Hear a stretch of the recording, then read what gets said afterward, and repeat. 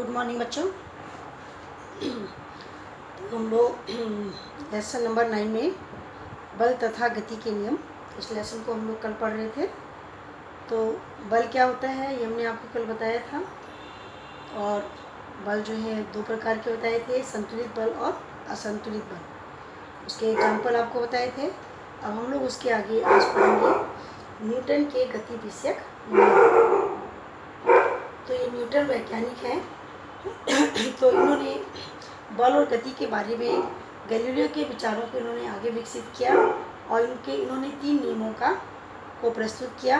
इन्हीं नियमों को न्यूटन के गति के नियम के नाम से जाना जाता है। तो इसमें हमारा पहला नियम है न्यूटन का गति विषयक प्रथम नियम।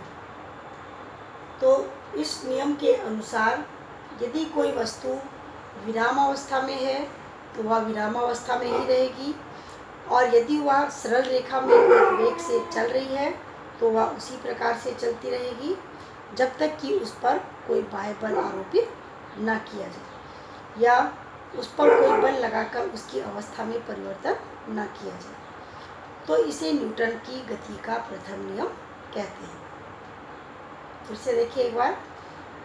इस नियम के अनुसार यदि कोई वस्तु विरामावस्था में है तो वह विरामावस्था में ही रहेगी, और यदि वह एक सरल रेखा में एक समान वेग से चल रही है तो वह उसी प्रकार चलती रहेगी जब तक कि उस पर कोई बाह्य बल लगाकर उसकी अवस्था में परिवर्तन न किया जाए। इसे न्यूटन की गति का प्रथम नियम कहते हैं।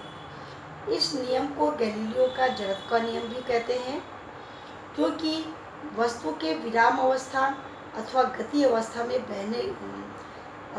बने रहने की जो प्रवृत्ति होती है वो जड़त्व कहलाती है।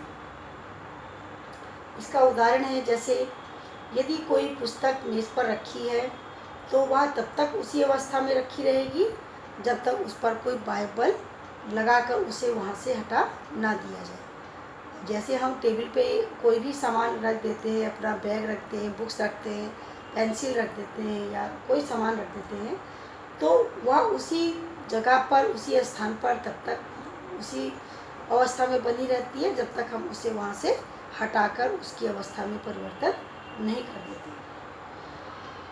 इसके लिए देखिए एक क्रियाकलाप है।